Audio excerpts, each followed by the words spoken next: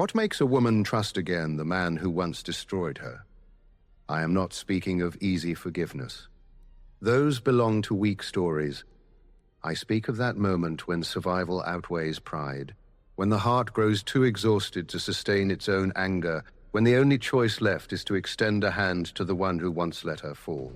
The story I bring you begins in Vienna, in the winter of 1805. The streets trembled under the threat of Napoleon's troops. Fear ran faster than horses. And the world itself seemed determined to collapse. Amid the chaos, a young Englishwoman with no money, no papers, no one except for a child who was not her own in her arms, encounters again the only man capable of saving her. The same man who 5 years earlier had kissed her beneath the trees of a garden and then vanished as though he had never existed at all. She hates him. He carries a secret too dangerous to be spoken aloud. And now, faced with fire and flight, they must decide whether they will walk together or be swallowed separately by fate. Welcome, you who listen to me in silence.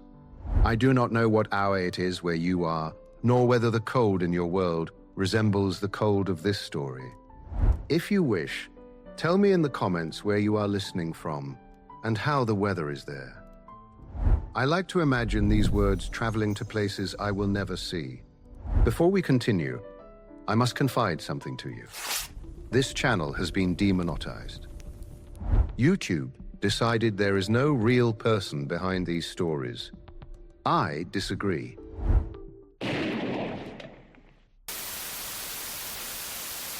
But some battles are not won with anger. They are won with endurance. That is why I remain. If you would like to help keep this space alive, there is a link in the description. A simple contribution, the price of a coffee, nothing more. And if you cannot, know that your comment, your subscription, your presence here already makes a difference. That is how this voice continues to exist. Now, let us continue. Because Phoebe Blythe still has no idea what awaits her on that street in Vienna. And Konrad von Ehrenhardt has not yet realized that the past always collects its debts at the cruelest of moments.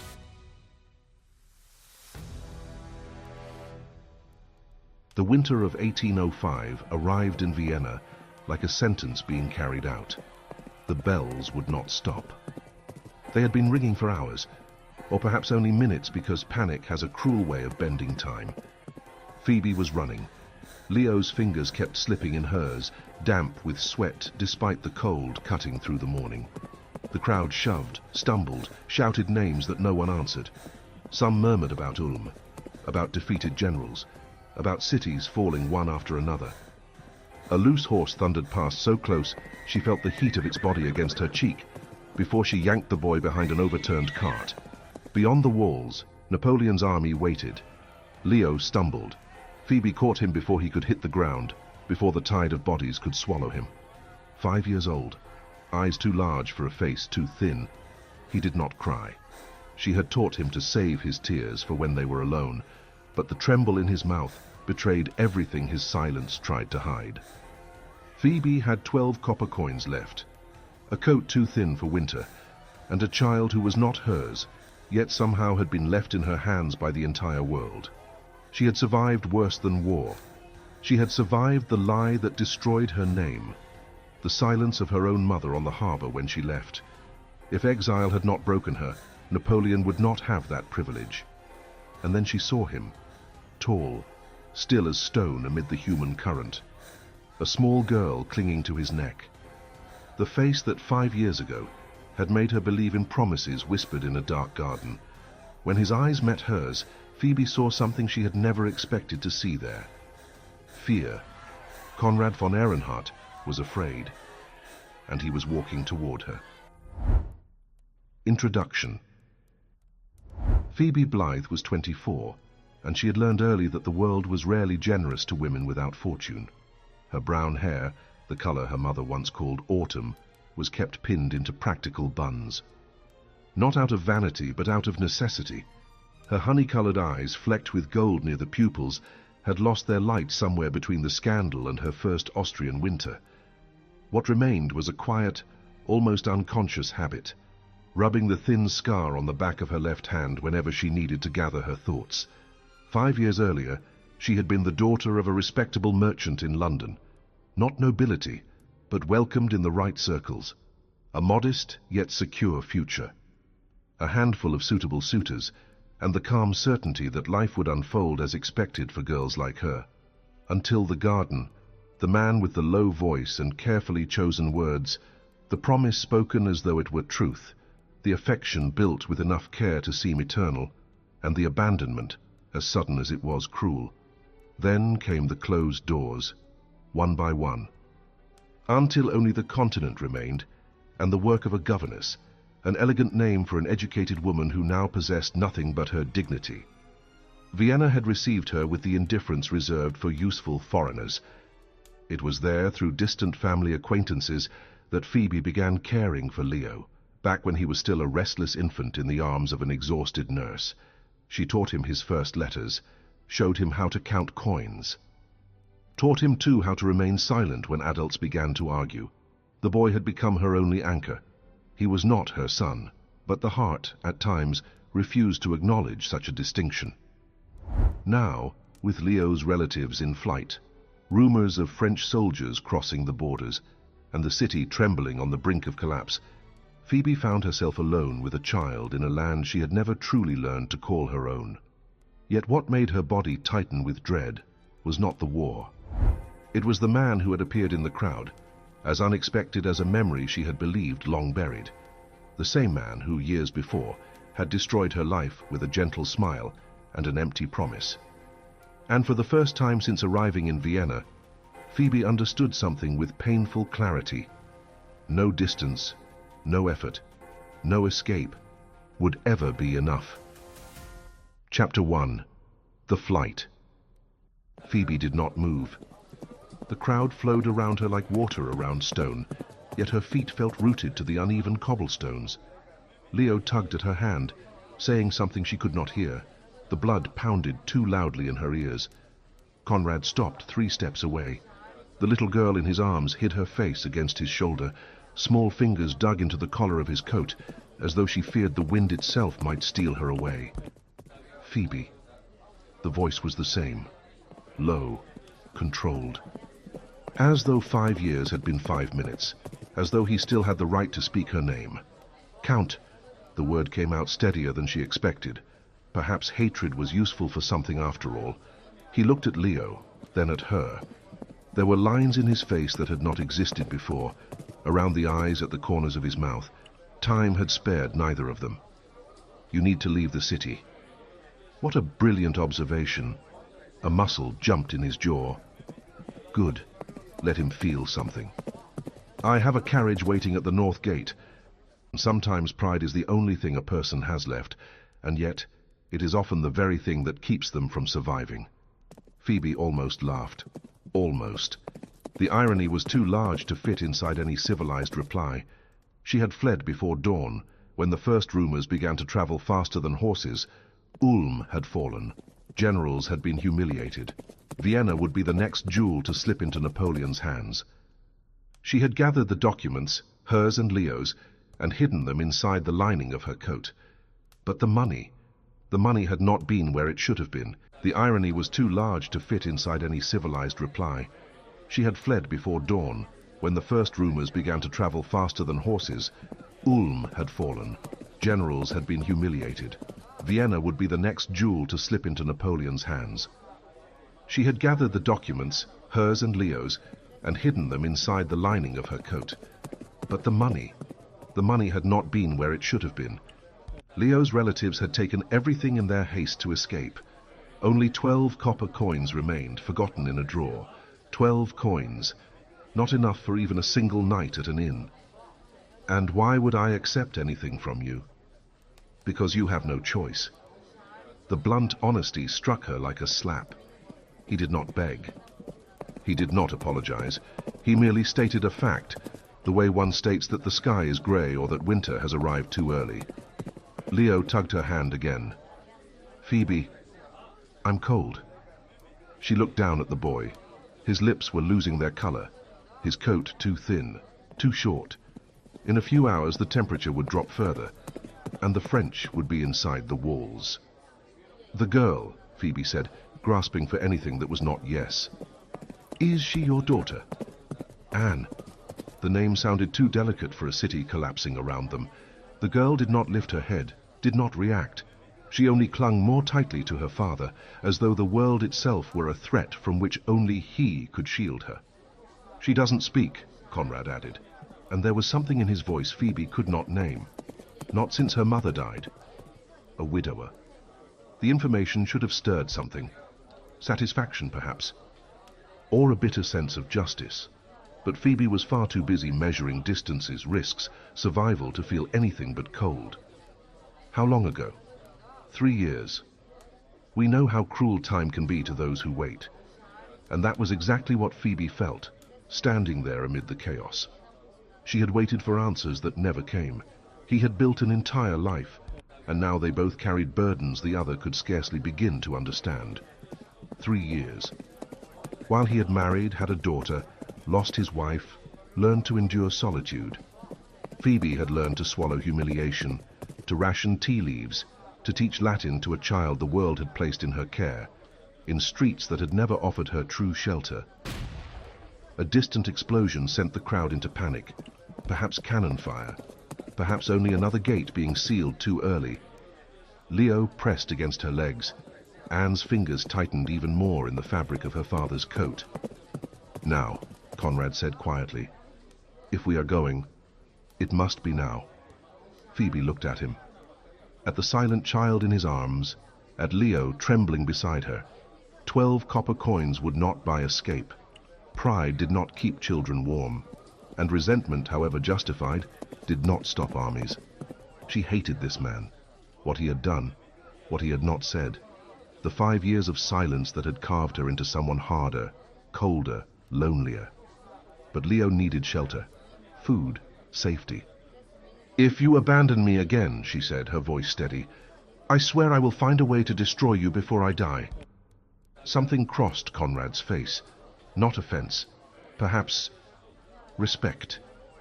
"You have my word." He turned and began to cut a path through the crowd.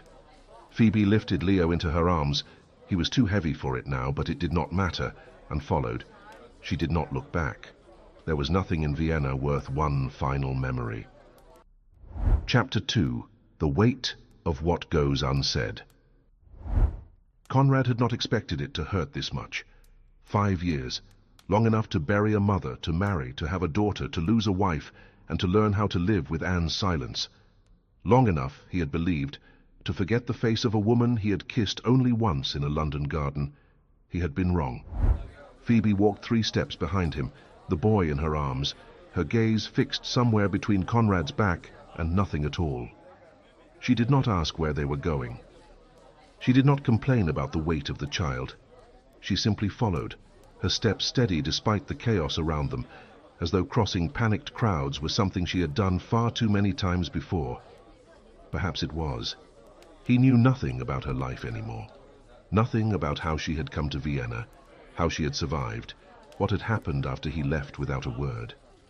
He only knew that the young woman of 20, who had blushed at his kiss, now looked at him with a hatred cultivated in silence, day after day, until it had grown roots too deep to be pulled free. I have known men who carried lighter guilt and were destroyed by it. Conrad von Ehrenhardt carried his as though it were an extra organ, always present. Anne shifted in his arms, small fingers tightened around the collar of his coat, and Conrad adjusted his hold instinctively.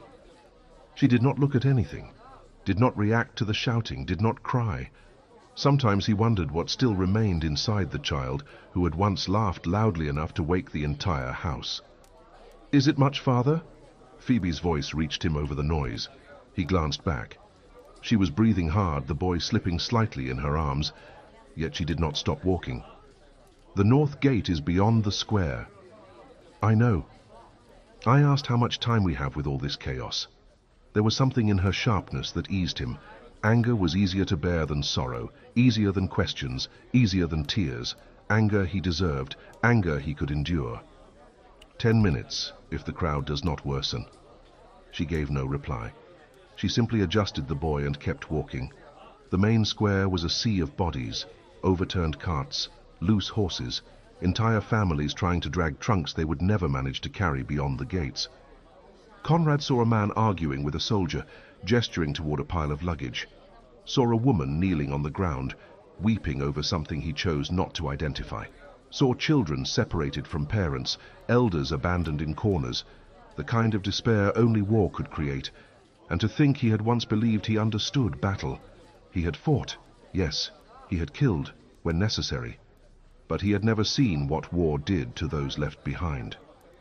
"There," Conrad said, pointing toward a narrow side alley. "This way is faster." Phoebe hesitated. The passage was narrow, dark, the kind of place a woman alone would avoid at any cost. "Trust me." No. The word was simple, without anger, without drama, only truth. "But I will follow you anyway," she continued quietly, "because I have no choice, as you said." Conrad swallowed the reply that rose in his throat. There was nothing he could say, nothing that would not sound like excuse. And excuses were something he had not yet earned the right to offer. Perhaps he never would. The alley led them onto a less crowded street. From there Conrad could see the north gate, and, pressed against a stone wall, the carriage he had ordered prepared the night before. The driver was still there, gripping the reins of 2 restless horses. "That's it," Conrad said. Phoebe studied the carriage, the horses, the discreet crest on the door. "You planned this." "I planned to flee. I did not plan to find you." Fate has a cruel sense of humor. It brings people together at the moment they least wish to stand close, and calls it opportunity. But Phoebe did not respond. She simply walked to the carriage, opened the door without waiting for him to do it, and placed the boy on the cushioned seat. Only then did she turn to him and ask, "Where are we going?" "Prague, then north. There are ports in Prussia where we can board a ship to England." "We." The word carried mistrust, and he understood why. Why would an Austrian count flee toward England? Why would he help a woman he had not seen in 5 years? What did he gain from this? "I also need to leave the continent," he said quietly. "I carry information that cannot fall into the wrong hands." Phoebe narrowed her eyes. "What kind of information?" "The kind that makes men disappear. There are secrets that protect, and secrets that condemn." Conrad carried both kinds, and Phoebe had just realized it. There was a moment of silence. Then she gave a single nod and climbed into the carriage. Conrad placed Anne onto the seat beside the boy. His daughter did not look at the unfamiliar child, did not react to the new presence. She simply kept her face hidden, her fingers now gripping the sleeve of her own dress. He climbed in last, knocked on the roof to signal the driver, and sat opposite Phoebe. The carriage began to move. Vienna fell behind them. And between the creak of the wheels and the silence between their bodies, the journey began. Chapter 3. The Silence Between Strangers. The carriage rocked in an uneven rhythm, every rut in the road sending a jolt through Phoebe's bones. Leo had fallen asleep in less than 10 minutes, his head resting against her shoulder, his breathing finally calm. The cold still lingered, but at least they were sheltered from the wind. Through the narrow window, Phoebe watched what remained of the world she had known.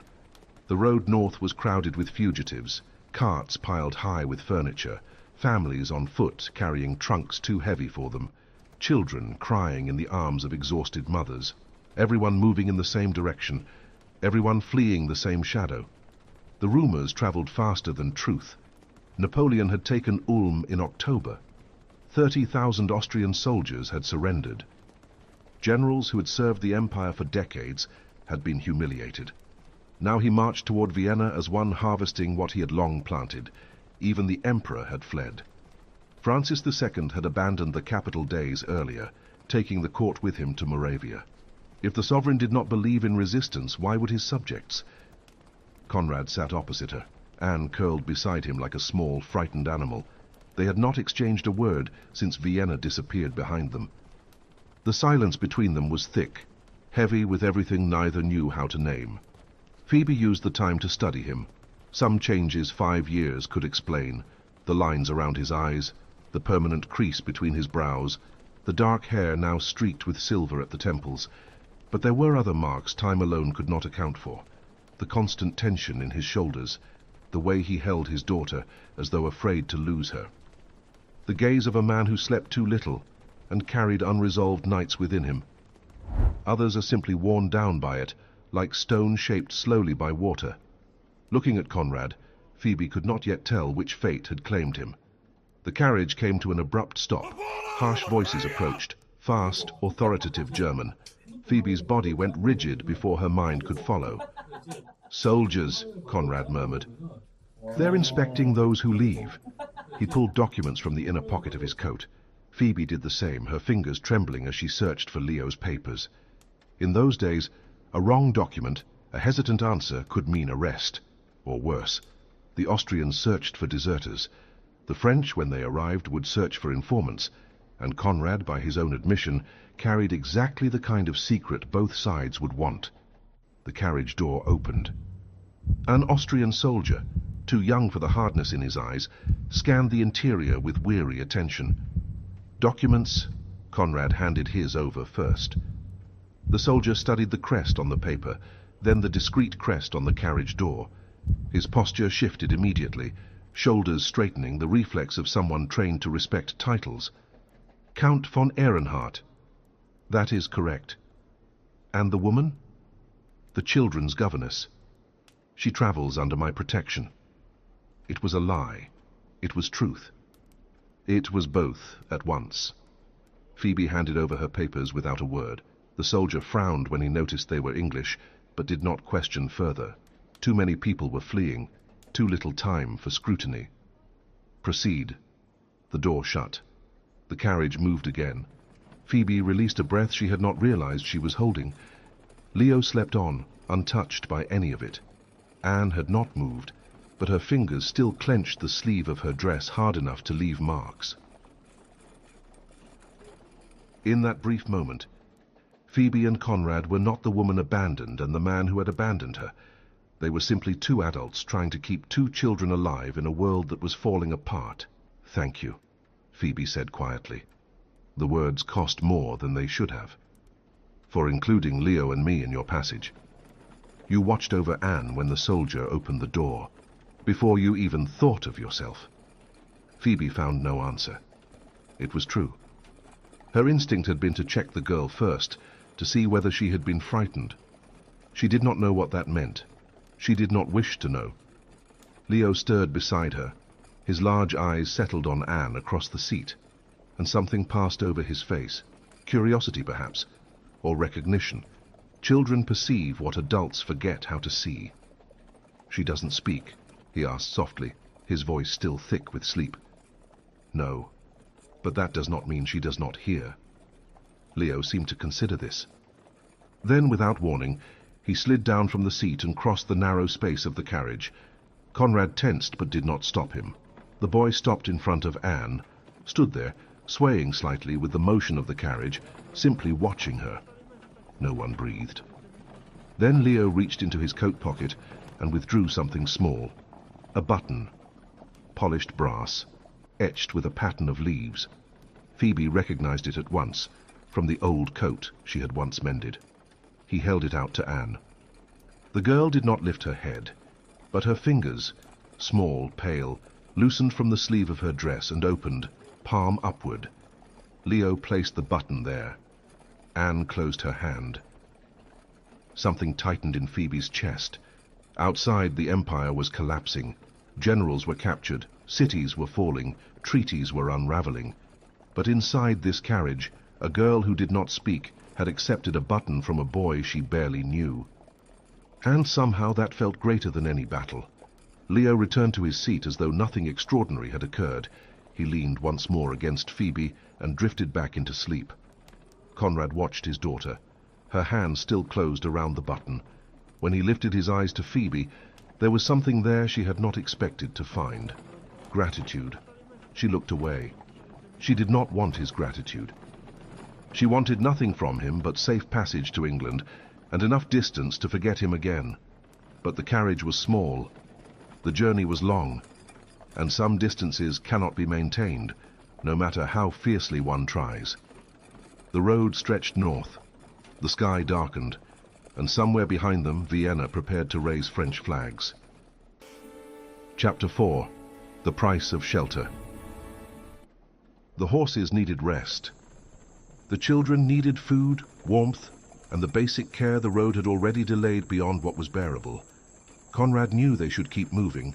Every hour stopped meant one less hour of distance between them and the chaos they had left behind. But Anne had been shivering for miles. Leo had begun coughing and complaining of hunger, and the driver had warned him twice already that the horses would not endure the entire night. The first inn was full, the second as well. At the third, the owner laughed in Conrad's face when he asked for rooms. "Rooms? I have families sleeping in the stable, sir. The Count of I don't know where offered twice the price yesterday and still slept in the barn." War turns everything into rare currency. Beds, horses, bread. Conrad had seen this on battlefields, never on civilian roads, never with a daughter in his arms and a woman who could barely stand to look at him waiting outside. Phoebe did not complain. She did not ask why it was taking so long, did not offer alternatives. She simply stood beside the carriage, Leo asleep against her shoulder, her eyes tracking every movement around them, watching, measuring, surviving. 5 years of doing that alone. Guilt became a physical weight in Conrad's chest. At the fourth inn, smaller, hidden along a curve of the road where most fugitives would never bother to stop, Conrad managed what he needed, not by luck, by money. He paid 3 times the usual rate and still had to show his crest before the innkeeper agreed to surrender the only room he had kept for his own family. "1 room only," he told Phoebe when he returned. "It's all there is." She did not argue. There was no time for propriety. The room was small, a narrow bed against the wall, 1 chair, a basin of water that had once been cleaner. The scent of mildew competed with that of old straw. But there were walls, a roof, a door that locked. For that night, it was worth more than gold. As soon as the door closed behind them, Leo stirred in Phoebe's arms.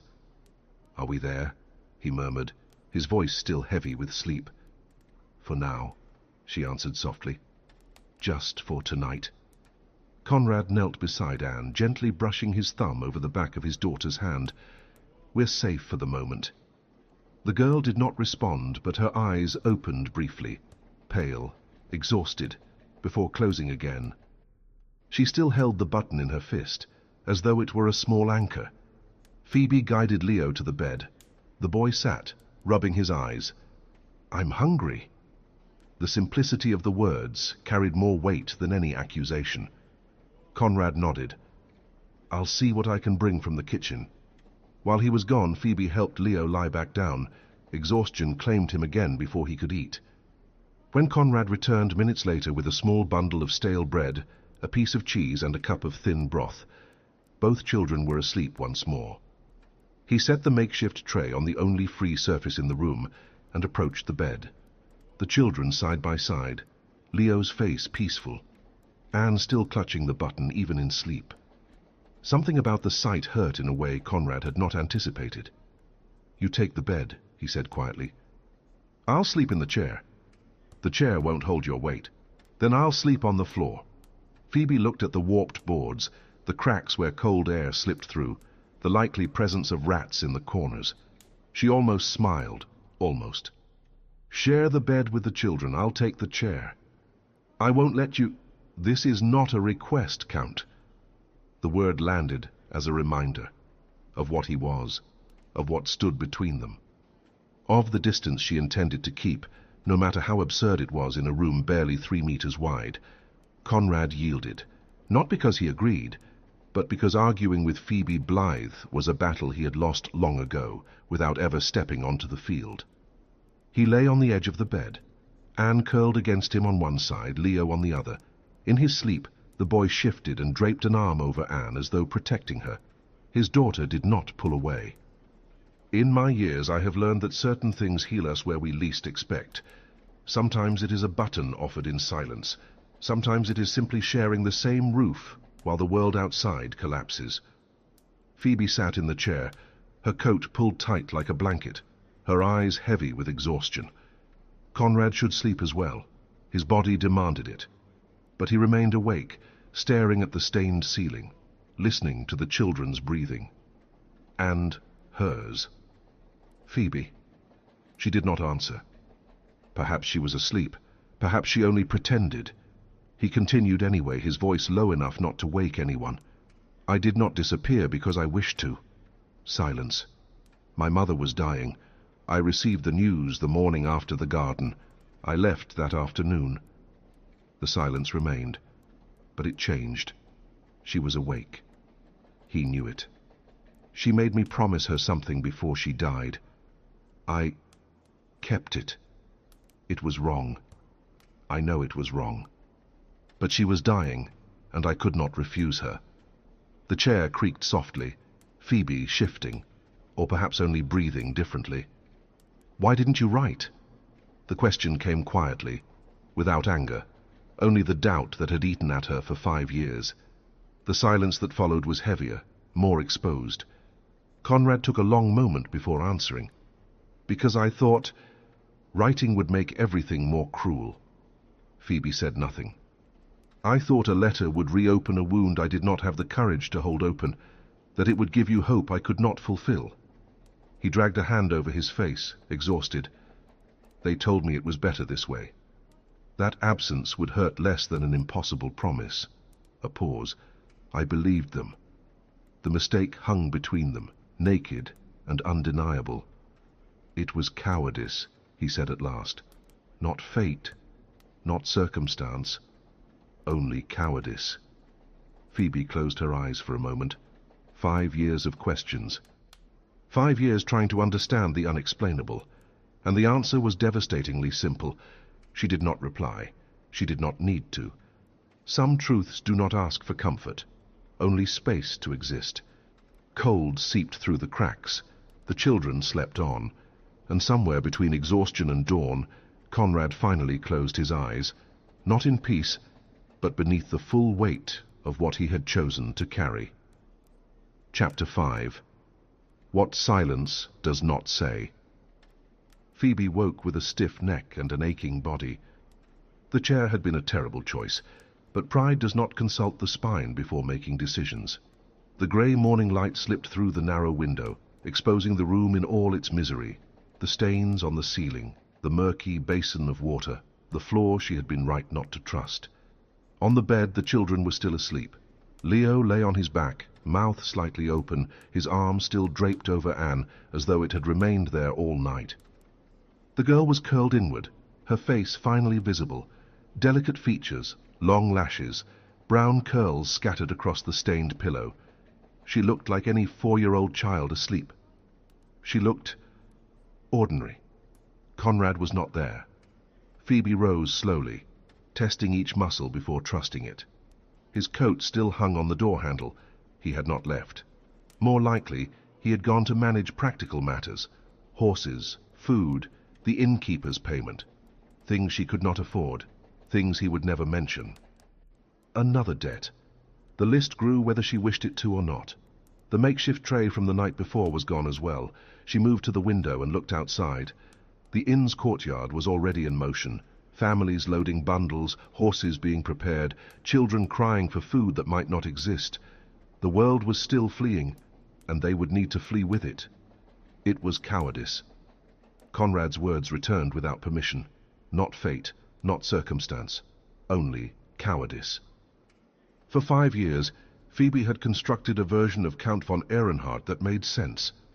A cold, calculating man who had used her for the pleasure of a single night and then walked away without a second thought. That version was easy to hate, comforting even. It gave shape to the pain, direction to the anger, a clear face for the villain of her story. But cowardice did not fit that version, a man who names his own fault, who admits his weakness without trying to soften it. That man was something else, not better necessarily, just different, harder to place into the role she had built for him. Some forms of hatred survive on certainty. When certainty fractures, hatred loses its footing. The door opened. Conrad entered carrying a wrapped bundle of cloth and a steaming cup. "Bread," he said, setting the bundle on the chair Phoebe had abandoned. "And something warm." "It's what I could get. And you paid." "I did." There was no expectation of gratitude in his voice, only the matter-of-fact tone of someone who does what must be done and does not wait for praise. Phoebe took the cup. Her hands were still cold, and the heat seeped through the ceramic like a small mercy. "The roads are worse," Conrad continued, keeping his voice low so as not to wake the children. "French soldiers have already passed the line we expected. Some fugitives were detained last night." The liquid burned Phoebe's tongue, but she swallowed it anyway. "How close are they?" "Close enough that we need to change our route." She nodded. In times like these, plans were merely suggestions that reality tore apart when it pleased. Leo stirred on the bed. His eyes opened slowly, confused for a moment, then found Phoebe, and softened. "I'm hungry, Phoebe." "I know." "There's bread." The boy sat up, rubbing his eyes. He looked at Anne beside him, still asleep, and something shifted in his expression, a new attentiveness, a care that had not been there before. "She's still holding it," he whispered, pointing to the girl's hand. Phoebe looked. Anne's fingers remained closed around the brass button. She had slept the entire night clutching that small piece of metal, as though it were the only thing that made sense in a world that no longer did. Conrad was watching too. His jaw tightened in the way Phoebe was beginning to recognize, the restraint of a man who feels too much and does not know where to place what he feels. "We need to wake her," he said quietly. "We have to leave soon. Let her sleep a little longer. I'll carry her to the carriage if I must. You've carried enough already." The words had layers. Neither of them was ready to unfold them. Phoebe looked away, focusing instead on breaking the bread into pieces for Leo. "What's the new route?" "We'll avoid the main road. There are smaller paths through villages to the west. Slower but less watched." "Less watched by whom?" Conrad hesitated. He was not a man who hesitated often. "There are people who would prefer to find me before I reach a port." "French?" "Not only. Austrians too?" "It's possible." "Possible is not an answer." "It's the only one I can give right now." Anne stirred. Her eyes opened, grey like her father's, but without the hardness. "Only fatigue. Only quiet waiting." "Good morning, Anne," Phoebe said, her voice softer than she intended. The girl did not reply, but her gaze met Phoebe's for a moment before shifting to her father. "Let's eat," Conrad said, offering his hand. "Then we continue." Anne accepted the hand. She stood, still clutching the button. Leo watched everything with the silent attention of someone learning far too quickly for his age. "Can I share my bread with her?" "You can." The boy broke his piece in half and offered it to Anne. The girl looked at the bread, then at Leo, then at her father. Conrad gave a slight nod. Anne took it. She did not say thank you. She did not need to. Phoebe finished what remained in the cup and began gathering their few belongings. The journey would continue. So would the questions. But the anger that had sustained her for 5 years, no longer felt as solid as it once had. And somehow that was more frightening than any army. Chapter 6. The Weight of a Name. The secondary road was worse than Conrad had expected. Potholes deep enough to break an axle, mud that swallowed the wheels up to the rims, stretches so narrow that branches scraped the sides of the carriage like fingernails on wood. The driver muttered curses under his breath at every jolt, and Conrad could not blame him. He had chosen this path precisely because no one in their right mind would. Anne slept in his lap, too exhausted to care about the rocking. Leo struggled to stay awake, his eyes fighting the weight of his lids, his head dipping and lifting in a rhythm that might have been comical under other circumstances. Phoebe stared out the window, her face unreadable, her thoughts locked somewhere he had no permission to enter. Conrad used the silence to do what he had avoided for days. He thought. Not about the present. The present demanded too much motion. He thought about the past, about how he had ended up there in that carriage, fleeing an empire he had once sworn to serve. The title had come too early. His father, Wilhelm von Ehrenhardt, had died when Conrad was 23, thrown from a horse during a hunt, his neck broken before anyone could reach him. Conrad had been stationed near the Prussian border when the news arrived. He returned in time to see the coffin lowered into the earth, and his mother collapse silently beside the grave. He inherited the county, the lands, the debts his father had concealed, and a mother who would never again be the same. Elise von Ehrenhardt had once been a strong woman. After widowhood, she became a shadow wandering the halls of the estate, speaking to her dead husband as though he could still hear her. Conrad took over everything, the accounts, the tenants, the decisions no one else wished to make. His younger brother Friedrich had been 17 then, and had no interest in responsibility. Horses, cards, the neighbors' daughters, those had always held his attention. As far as Conrad knew, they still did. Friedrich. How many years had passed since they last saw one another? 3, 4. His brother had remained at the family estate when Conrad moved to Vienna after his marriage. They exchanged occasional letters, brief, formal, the sort of correspondence between strangers who happened to share blood. And there was Margaret, his older sister, married to a baron in Bohemia, mother of 4 children Conrad scarcely knew. She wrote more often than Friedrich, long letters about the children, her husband, the estate, the life she had built far from everything that had shaped them. She never mentioned their mother, never asked about Anne. Family. The word should have meant refuge. For Conrad it had always meant obligation. Believe me, there are men who inherit titles, and there are men who are inherited by them. Conrad belonged to the latter, burdened by the weight of his name long before he ever learned how to carry it. Suddenly the carriage jolted violently. Leo woke with a start, eyes wide, and Phoebe pulled him close before he could cry. "It's all right," she murmured. "Just a deep hole." "A very deep one," the boy complained, rubbing the elbow he had knocked against the wall. Anne had woken as well, but she did not complain. She simply looked around with those grey eyes that saw everything and said nothing. Her fingers still closed around the button Leo had given her the day before. "How much longer?" Leo asked. "A long while," Phoebe answered honestly. "Try to rest a little more." "I can't. It's shaking too much." Conrad glanced toward the window. The sun had already passed its highest point. They had been traveling for hours and barely advanced. At this pace, it would take days to reach Prague. Days they might not have. "We need to stop," Phoebe said, as though reading his thoughts. "The children need to stretch, eat something that isn't stale bread, and use the bushes, if they must." She was right. Conrad knocked on the roof of the carriage, and the driver slowed until they stopped in a small clearing beside the road. Cold air cut across Conrad's face as he stepped down. He helped Anne down as well, her arms briefly looping around his neck before releasing. She stood where he placed her, staring at the trees as though she had never seen trees before. Leo climbed down on his own, refusing the hand Phoebe offered. "I can do it." 5 years old. Too much pride for help. Conrad recognized it. He had seen it in the mirror for far too long. Phoebe led Leo toward a dense bush to give him privacy. Conrad did the same with Anne, guiding her to the opposite side of the clearing. "Do you need to go?" he asked softly. His daughter nodded, a small movement, barely there, but it was something. Communication.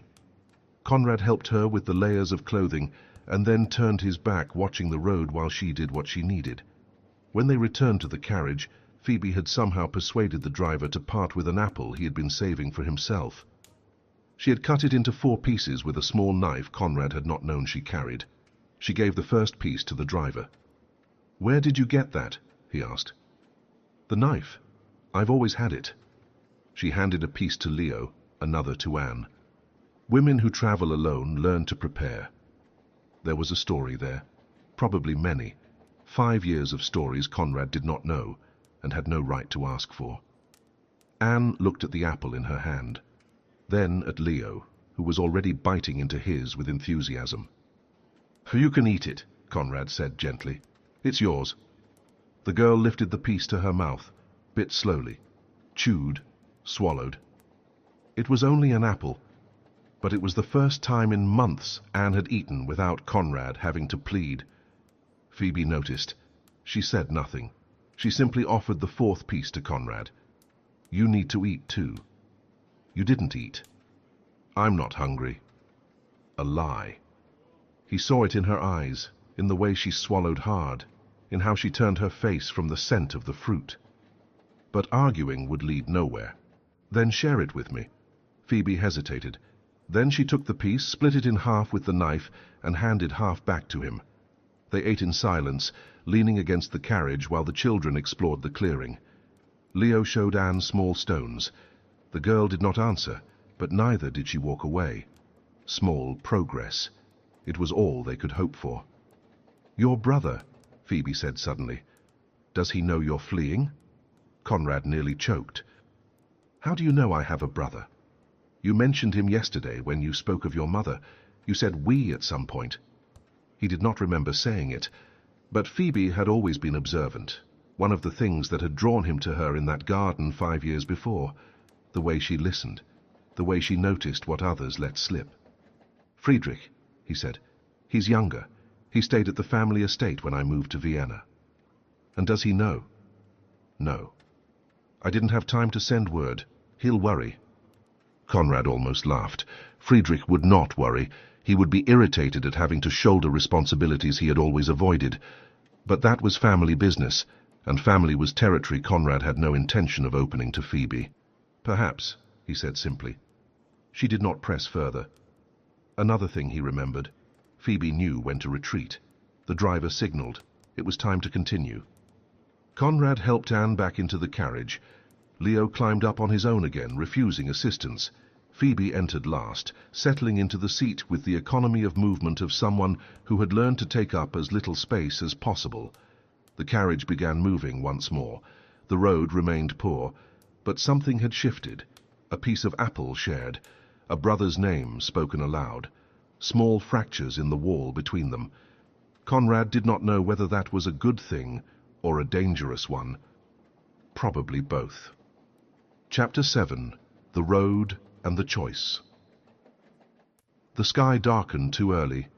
It was not yet night, but the light at the edges of the clouds had already turned blue, as though the day itself were tired of bearing its own weight. The secondary road remained narrow, crooked, swallowed by thin woods and stretches of dark earth where no fires burned. It was a road meant for those who wished to disappear. Phoebe kept her gaze on the window, but she was not truly seeing the landscape. She was seeing patterns. Too much silence from too many people, carts moving in the opposite direction, deep wheel marks, as though panic itself had passed through in waves, and now and then a distant sound, not thunder, not hunting, not celebration. Cannons. Conrad heard them too. He did not comment. He simply grew more alert, more rigid, as though his body recognized that language long before his mind did. Anne, who hours earlier had shown clear signs of hunger and exhaustion in the quiet way Conrad had learned to recognize, now slept with her forehead against her father's chest, the button clenched in her small fist as though it were part of her. Leo was awake, too awake for a child, watching everything with a kind of seriousness Phoebe hated to see in children. Children should not learn so early to measure the world by threat. The driver suddenly pulled the reins, and the carriage slowed. Conrad knocked on the roof. "What is it?" The answer came quickly, fear barely concealed. "People on the road, sir. Many of them. And—" His voice faltered. "And soldiers." Conrad opened the small window and looked out. Ahead, the road narrowed between trees. There, where it became almost a corridor, stood a cluster of halted carts and people on foot, speaking in low voices with the kind of restrained urgency that precedes disaster. And among them, armed men. It was not an organized post. There were no flags, no formation, no discipline. They were few, 4, perhaps 5, wearing heavy coats, hats pulled low, weapons slung over their shoulders. They spoke German with a harsh rural accent, the kind of men who use chaos as a ladder to authority. Conrad closed the window slowly. Phoebe was already standing. "What is it?" He hesitated for the smallest fraction of a second, and Phoebe understood before he spoke. "They're charging for passage," he said quietly. "And taking whatever else they can." Leo tightened his grip on her sleeve. "Phoebe." Shh. She stroked the boy's hair without taking her eyes from Conrad. How many? 5, at most. Phoebe breathed slowly, trying not to let panic seize her body. Panic made people careless, and carelessness meant death. Can we turn back? Conrad glanced toward the side window. Not quickly. The road behind us is too bad to turn the carriage here. If we try, we'll be stuck in the mud. Phoebe felt the metallic taste of fear rise. Then we go through. They'll stop us. Phoebe looked at the children. Anne slept, unaware. Leo trembled, trying to be brave. Then she looked at Conrad. You said there are people looking for you. He did not deny it. These aren't those people, he said quietly. These are ordinary men. Hungry, brutal, loyal to nothing. That doesn't make them less dangerous. He nodded, jaw tight. Phoebe reached inside the lining of her coat and felt for the documents. The crumpled paper was the only thing that still meant right in a world like this. If they ask for... she began. Conrad interrupted. Do not give them your papers. Phoebe let out a short, humorless laugh. Then what do you suggest? That I fight them? He looked at her, as though the idea wounded him. I suggest you trust me for 5 minutes. The words hung between them. 5 minutes. That was all he asked. All she had never wanted to give. Phoebe pressed her fingers into the fabric of her coat, feeling the scar on the back of her hand ache under the pressure. 5 minutes, she said at last. Not a second more. Conrad knocked on the roof. Slowly. And stop when I tell you. The carriage moved forward. The men in the road lifted their heads at the sound of the wheels. One raised a hand, signaling them to halt. Another was already approaching the front horse, as though the carriage belonged to him before he had even touched it. Conrad opened the door before they reached it. He stepped down first, tall, still, with that posture that made men retreat on instinct. Phoebe watched through the window. She saw how he chose the right expression. Not fear, not arrogance, but the calm of someone who has a name. The calm that says, I am not easy prey. The nearest man spat on the ground. Toll, he said roughly. To pass. Conrad inclined his head slightly, as though this were merely an irritating formality. To pass to where? He asked, his German flawless. To anywhere. The roads are dangerous. We... protect. Protect. Phoebe felt the lie drip from the word like grease. Conrad drew a small pouch from his pocket. Not his full purse, not his real money. A smaller one, calculated. He gave it a light shake so the coins would sound. Is this enough to buy your protection? The man smiled, yellow teeth showing. Depends what you're carrying. Conrad did not blink. Children. The smile faltered for a moment. Children were not worth as much as jewels. But they were worth something. They always were. The man stepped closer. Open it. Conrad raised a hand, stopping him. No. The word was simple. Final. No? The man frowned. Conrad moved closer without raising his voice, which was worse than shouting. I pay to pass. I do not pay to be searched like a thief. Phoebe held her breath. The world narrowed to the space between the two men. Conrad stepped slightly aside, revealing the discreet crest on the carriage door. It was not display. It was warning. The man hesitated. Only a little, and that little was enough. Conrad tossed him the pouch. Take it, and move. The man caught the pouch quickly, signaled to one of the others. Let them through. But one of them, younger and more reckless, approached the door. I want to see. Phoebe felt her body lock. Leo shrank inward, as though he could make himself vanish. Conrad turned sharply. Stop. The young man stared at him, defiant. Conrad stepped close enough that the weight of his presence became inescapable. Do you want to see hungry children? He said quietly, voice like steel. Or do you want to live to see tomorrow? The young man's eyes widened, indignant. You're threatening. I am reminding you, Conrad said calmly, that war is coming. And when war comes, men like you are the first to be crushed. So let me pass. Phoebe did not know whether it was true, but it sounded true, and in times like these what sounds true holds more power than what actually is. The young man stepped back. Conrad returned to the carriage and climbed inside without haste, as though nothing of consequence had occurred. He sat opposite Phoebe and closed the door. "Now." The driver cracked the reins. The carriage rolled forward, passing through the corridor of armed men and stalled carts, passing hungry faces, desperate eyes, hands that seemed ready to seize anything. Phoebe did not breathe until they were far enough away that the voices faded behind them. When she finally exhaled, she realized her hands were shaking. Conrad noticed. "Are you all right?" Phoebe let out a short, bitter laugh. "I'm alive." He accepted the answer as though it were the only one that mattered. Leo, still curled in on himself, looked at Conrad with a fearful respect, the kind born not from admiration, but from survival. Anne opened her eyes briefly, looked at her father, then at Phoebe, then closed them again as though the world outside were too loud. Phoebe faced Conrad. "You had money to pay." "I did. And you didn't use it before to—" The sentence died. To change her life, to write, to appear. To do anything but disappear. Conrad did not look away. "I was good at solving problems that lasted minutes," he said, "and too much of a coward to solve the ones that last years." The words struck her as though he had touched something she kept hidden even from herself. The sky darkened further. The wind grew colder. Then Conrad spoke again, quietly, without drama, as though confessing not to her, but to himself. "Napoleon will enter Vienna before the month is over." Phoebe tightened her coat around her shoulders.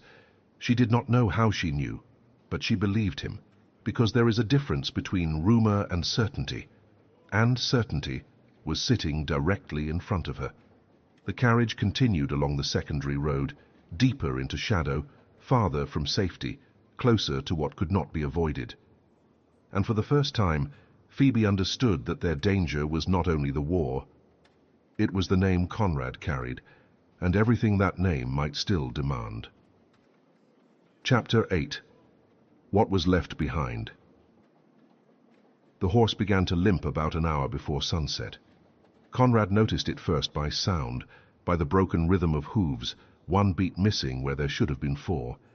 He knocked on the roof of the carriage, and the driver stopped with a curse he did not bother to hide.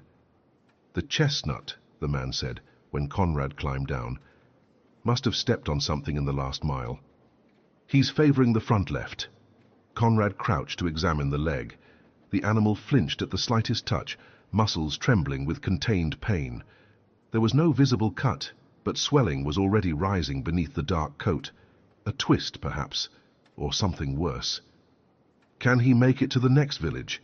The driver spat onto the damp earth. "I don't know where the next village even is." "And if we push him, he won't make it anywhere ever again." Inside the carriage, Phoebe watched through the window. Leo slept against her shoulder, but Anne remained awake, grey eyes tracking every movement of her father. They were in the middle of nowhere. The very road chosen to avoid soldiers had left them without direction, without inns, without help. And night was coming too quickly. "There," the driver said, pointing beyond a thin line of trees. "I see a chimney." Conrad followed his gaze. Between bare branches, nearly swallowed by shadow, he could make out the outline of a roof. "Let's see." The house was larger than it had appeared from a distance.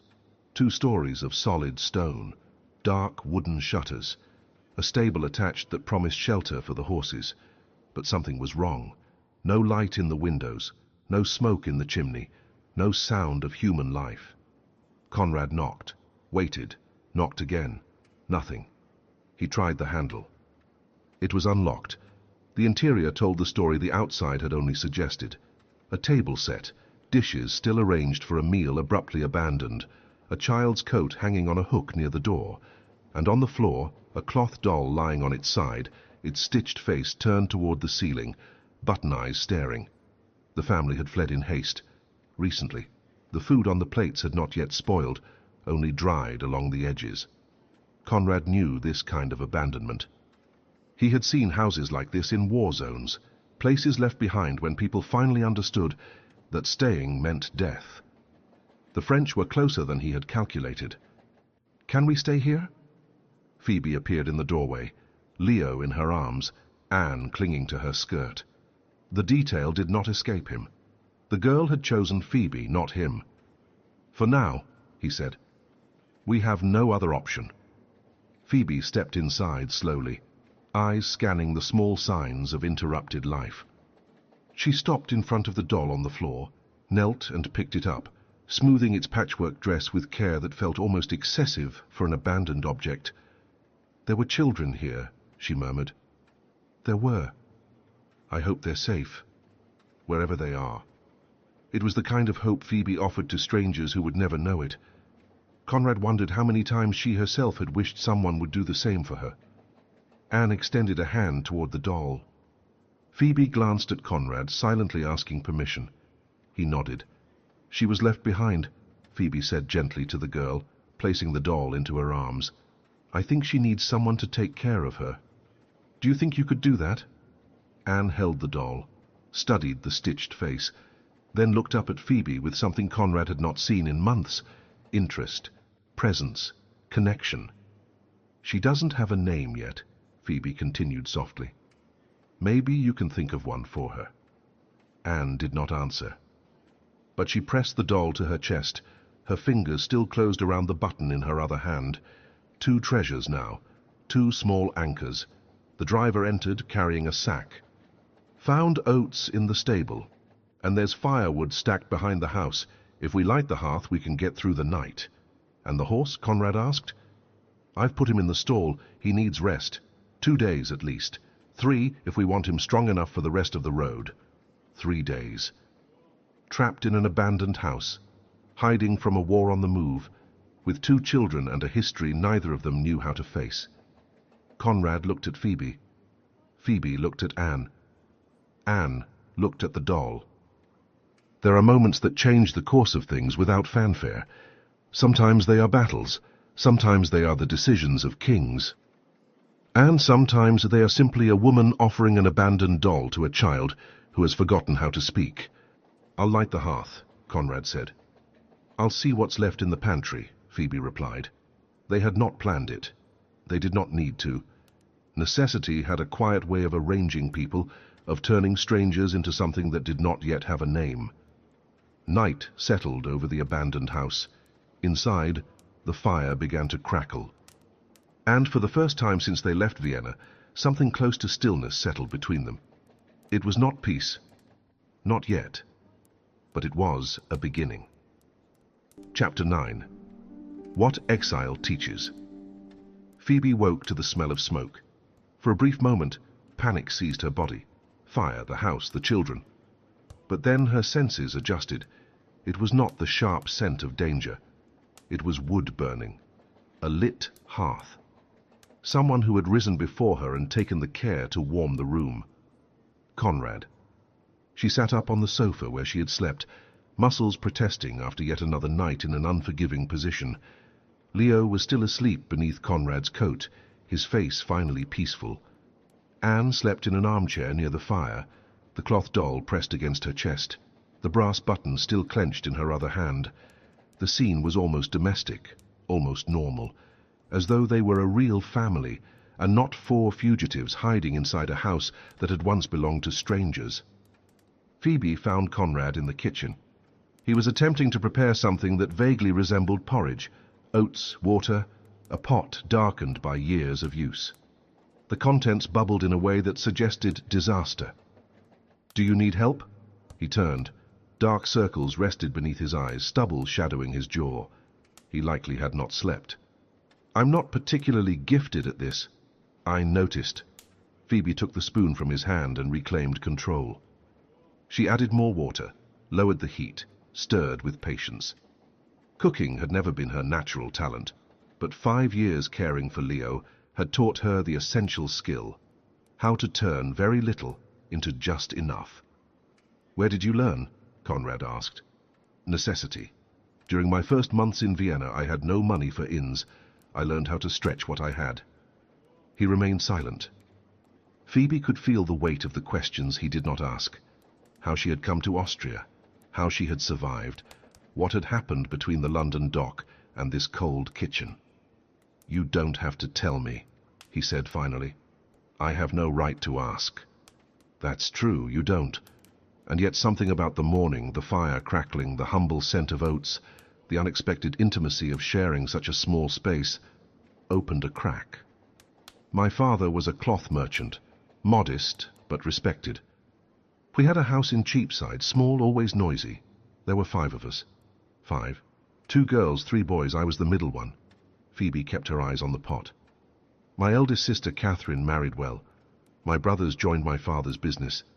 And she paused.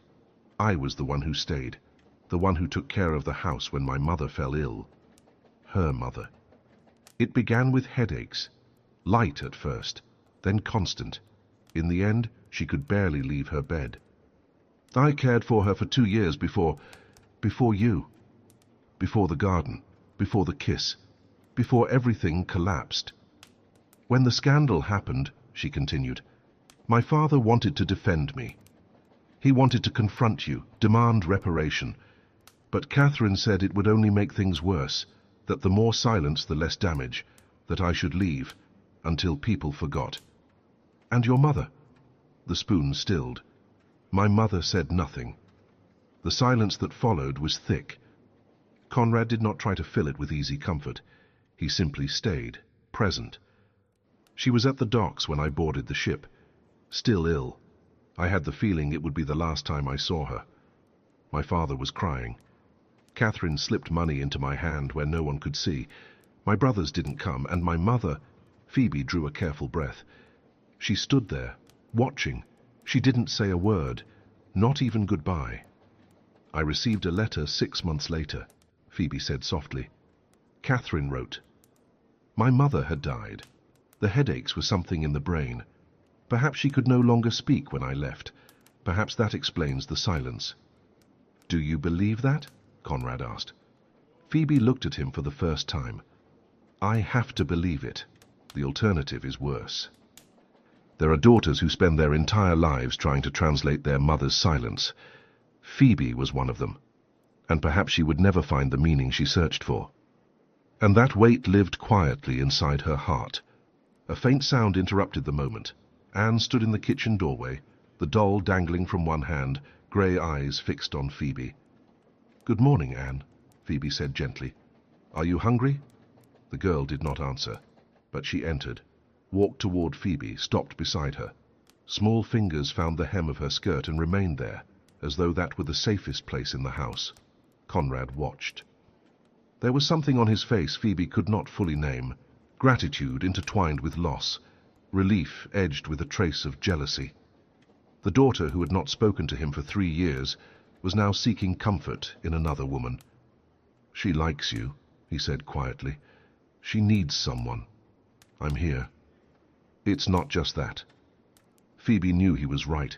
She recognized in Anne the same hunger she carried herself, the absence of a feminine presence that was more than practical care. That was warmth. The porridge is ready, she said instead, because it was easier to speak of food than of everything else. Wake Leo. Conrad nodded and left. Anne stayed. Would you like to help? Phoebe asked softly. Anne hesitated, then nodded.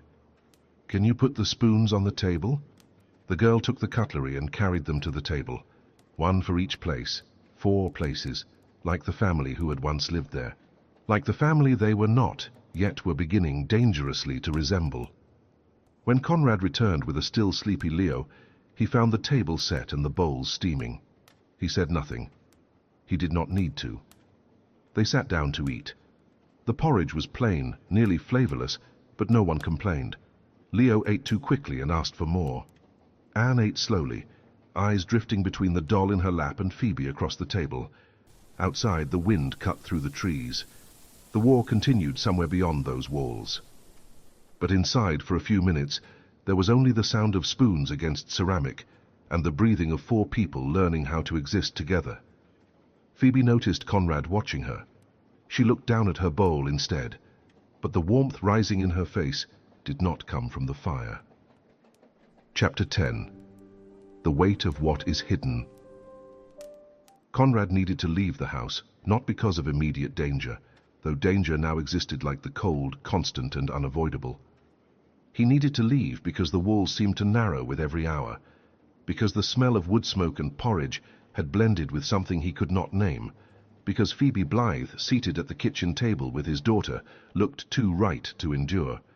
He told the driver he would check the road. It was not a lie.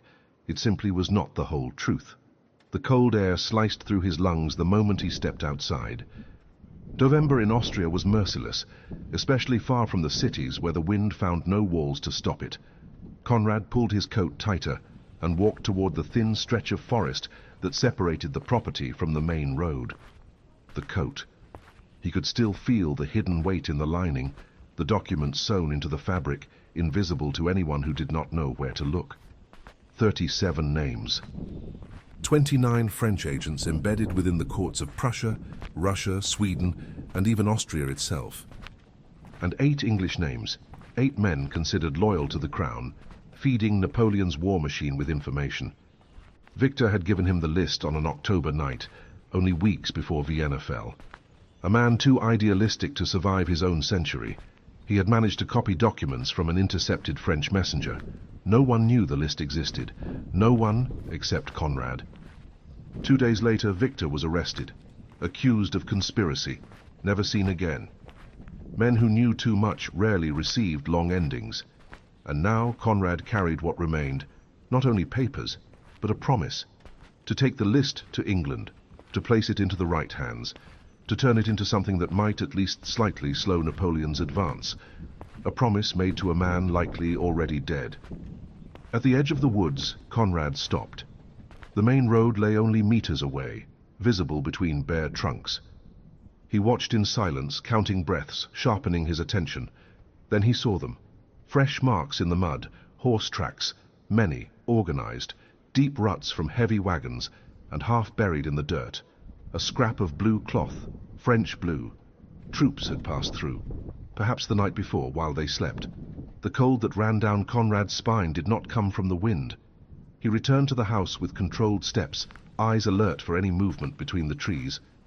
Nothing. But absence of movement did not mean safety, only that they had not yet been seen. When he entered the kitchen, Phoebe was peeling potatoes at the table. Anne sat beside her, watching every motion with silent concentration. Leo played on the floor with sticks he had turned into tiny imaginary armies. The scene was so peaceful it hurt. "What happened?" Phoebe asked. She always noticed. She always had. "Nothing. You look pale." "The cold." Phoebe set down the knife, wiped her hands on the apron she had found hanging behind the door. "Leo, take Anne into the sitting room. Show each other the things you found." The boy obeyed without question. Anne hesitated, glancing from Phoebe to Conrad, but followed when Leo offered his hand. When the children were gone, Phoebe closed the kitchen door. "Now tell me what really happened." Conrad should have lied, should have protected her with ignorance, the way so many men believed was right. Victor had done that to him, and Victor was dead. "French troops passed along the main road," he said at last. "Recently." Phoebe did not panic. She only nodded, calculating. "How close?" "Close enough to see the tracks. Far enough that they didn't see us. Yet." Yet. She leaned against the counter, arms folded. "There's more you're not telling me." It was not a question. "There are many things I'm not telling you. Things that put me in danger." The choice stood before him. Lie and spare her, or trust and share the weight. "I'm carrying documents," Conrad said. "Hidden on me, a list of names." "What names?" "Spies, French agents, embedded in multiple European courts." He hesitated before adding, "including the English one." Phoebe did not move. She simply absorbed the information. "That's why you need to reach England," she said. "It's not just escape. You need to deliver this." "Yes. And who else knows you have it?" "No one alive as far as I know." "But the French know the list exists." "They do. The man who gave it to me likely died for it." Phoebe closed her eyes briefly. When she opened them, there was no fear there, only fury. You put us in that carriage knowing this. You put Leo at risk, your own daughter. The accusation struck exactly where it hurt most. I had no choice. You did. You could have left us in Vienna. To die. Not to carry the target you carry. Silence. He had no defense. If you want to leave, he said quietly. I understand. I can leave money. The driver can take you to a safe city once the horse recovers. You don't have to. Please don't say anything else right now. He stopped. Phoebe walked to the window, looked out over the fields, the sky, the world collapsing beyond the walls. How many English names? She asked. 8. Important people? Some. A member of Parliament. A naval officer. She turned back to him. If this list reaches the right hands, it could save lives. It could. English lives. And others. Another silence. She looked at him as though seeing him for the first time, reorganizing every version of him she had ever built. I will go with you, she said finally. Not for you, but for the list. For what it represents. Phoebe, and when we reach England, you will tell me everything, every detail, every name, and then you will make sure this reaches the right people. Conrad nodded. Thank you. Don't thank me yet. She picked up the knife again. We still have to survive long enough to get there. Outside, the wind continued to howl. Troops marched somewhere along the road, unaware of what lay hidden inside that abandoned house. And inside the kitchen, 2 people who had once lost each other were beginning, slowly, dangerously, to build something that resembled trust. Chapter 11. What the Night Allows. The children fell asleep early that night. Leo first, exhausted from a full day exploring the abandoned house, discovering forgotten drawers, silent corners, traces of a life that no longer belonged to them. Then Anne, who drifted off in Phoebe's arms, while Phoebe gently untangled the girl's curls with her fingers, a slow, almost ceremonial gesture. The cloth doll rested against Anne's chest. The brass button remained closed inside her small hand, as though it were now part of her. Phoebe carried her upstairs to the improvised bedroom, a mattress on the floor, blankets found in an old trunk, pillows that still held a faint scent of lavender. She laid Anne beside Leo, tucked them in carefully, and stayed longer than she intended. 2 children who had not known each other a week ago, now sleeping side by side as if they had always belonged together. When she went downstairs, she found Conrad seated by the hearth. The fire was low, more embers than flame, casting warm shadows across his face. A glass rested in his hand. He had found a forgotten bottle of wine in the cellar. Are the children asleep? He asked without turning. Like stones. Phoebe sat at the opposite end of the sofa. Conrad extended the bottle. She hesitated for only a second before accepting. The wine was poor, sour, likely too old. But it was alcohol, and alcohol warmed in ways no fire could. Phoebe took one sip, then another, and felt her shoulders loosen for the first time in days. The silence between them was different now, no longer heavy with swallowed accusations, restrained anger, open wounds. It was the silence of 2 people who had already spoken the worst, and discovered the world still existed afterward.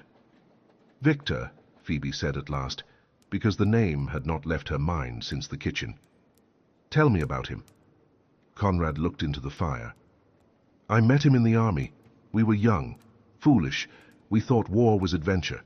He was the son of a minor baron with no inheritance to expect, so he chose diplomacy when he realized he did not have the stomach to kill. A pause. I did. I discovered that far too early. You killed in battle. In battle and outside it when necessary. He drank. Victor thought I was brutal. I thought he was naive. Somehow we worked. Was he married? Engaged. To a girl from Salzburg, Katerina. Conrad closed his eyes briefly. I don't know if she knows what happened to him. She is probably still waiting. As I waited, Phoebe thought, but she did not say it. I'm sorry, she said instead, and this time it was not courtesy. She meant it. For Victor, for Katerina, for everyone who waited without knowing whether anyone remained alive on the other side of absence. So am I. A spark leapt from the hearth, landed on the worn rug, and died before causing harm. Phoebe studied Conrad from the corner of her eye. The profile carved by firelight, the tension in his jaw, his large hands holding the glass as though it were the only solid thing left in the world. He was handsome. He always had been. But now there was something else, a density that had not existed before, a depth shaped by loss, wrong choices, silences stretched too long. "May I ask something?" she said. "You may.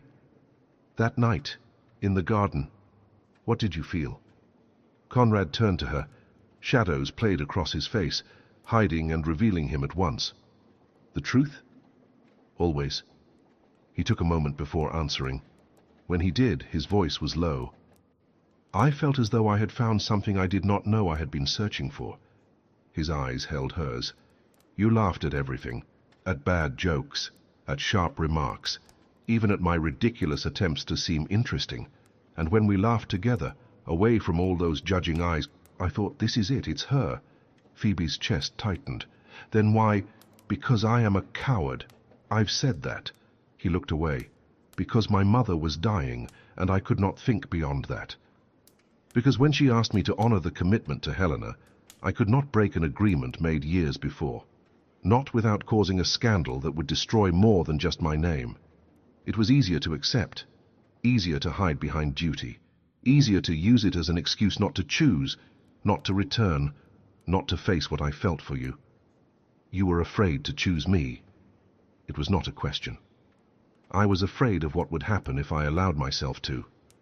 The silence that followed was different, denser, warmer, as though something invisible had filled the space between them. Phoebe should have stood, should have gone upstairs, lain beside the children, kept the distance she had sworn to keep.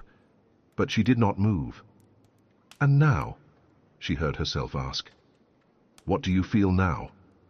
Conrad set the glass on the floor, turned toward her on the sofa, his knee almost touching hers.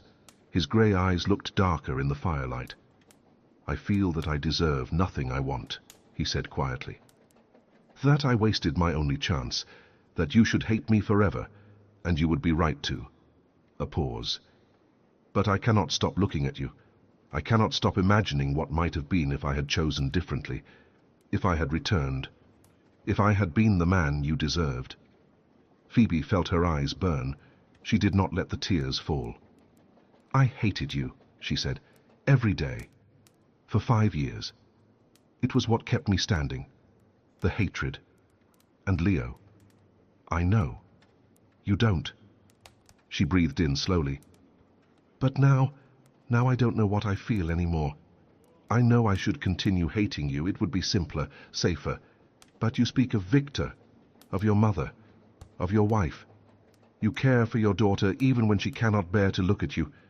You gave your coat to Leo without hesitation, and I—" She stopped. "And you what?" Conrad asked softly. "I no longer know who you are, the man I hated, or the one who is here now. And that frightens me more than any French army." Conrad lifted his hand slowly, giving her time to pull away. His fingers brushed her cheek, light, barely there, only warmth. Phoebe did not move. "I will not kiss you," he said. "Not like this.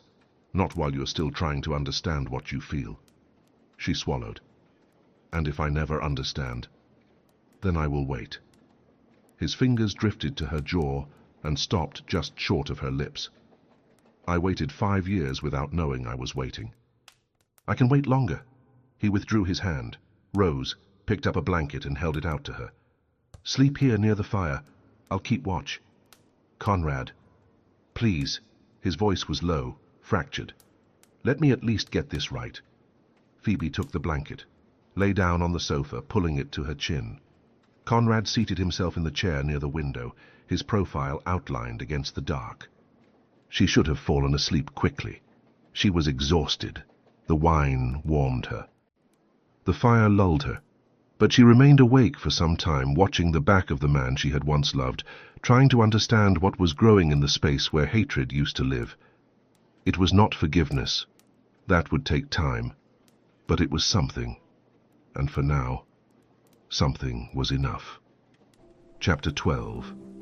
What the Silence Keeps. His eyes that night. The window had shown the same shape of darkness for hours, then a slow dragging grey that gradually became morning. He watched every shift of light, every shadow that moved between the trees, every sound that might have been troops, and never was. Phoebe slept on the sofa. At some point during the night the blanket had slipped, revealing her shoulder, the delicate curve of her neck. Her brown hair spilled across the fabric like ink. Conrad did not cover her again.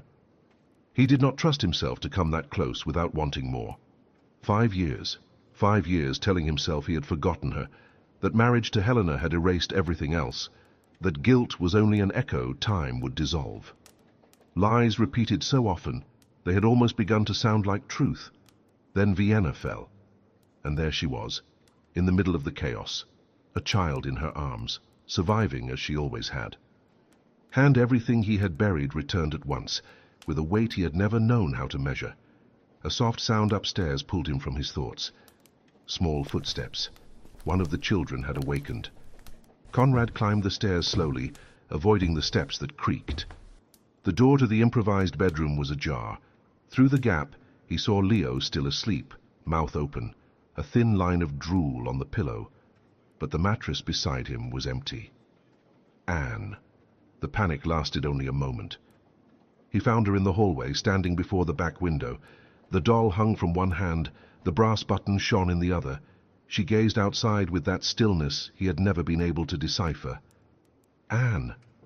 She did not turn, but she did not shrink away either, did not close in on herself as she used to when he tried to approach her back home. Conrad walked to her and stopped beside her, looking through the same window. The yard was a rectangle of tall grass and forgotten garden beds. A wooden swing hung from a tree, its rope worn by time. "You used to like swings," he said softly, "when you were little. Before death, before silence, before everything."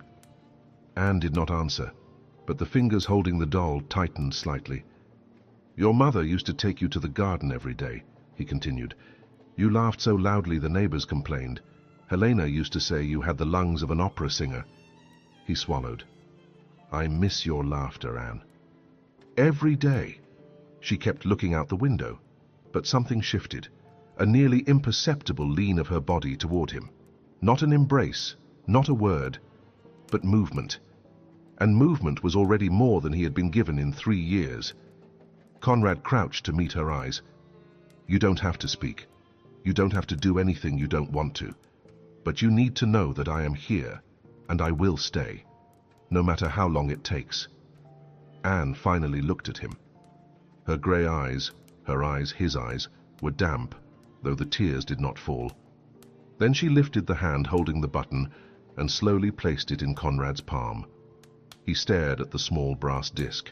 The button Leo had given her. The first gift she had accepted in years.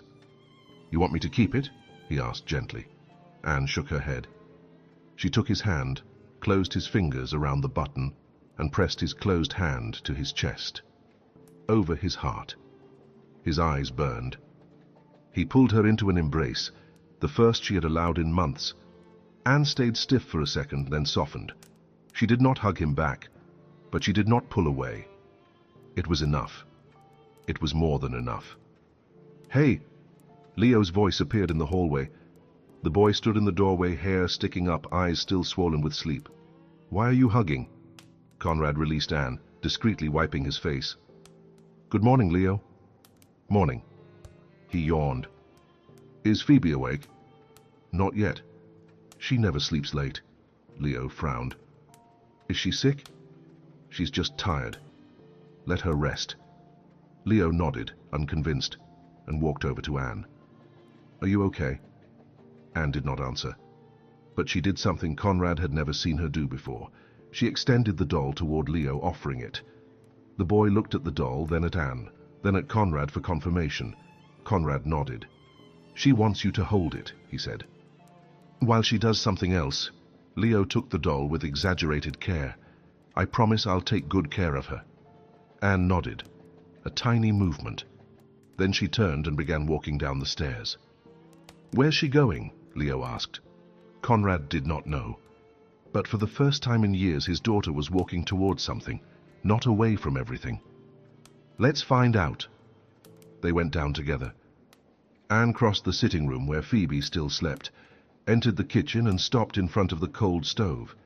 Then she looked at Conrad and waited. She wanted to participate. She wanted to belong. "You want to make breakfast?" he asked. Anne nodded. "Then we'll do it together." He lit the fire, showed her the oats, the water, when to stir. Anne watched with fierce concentration.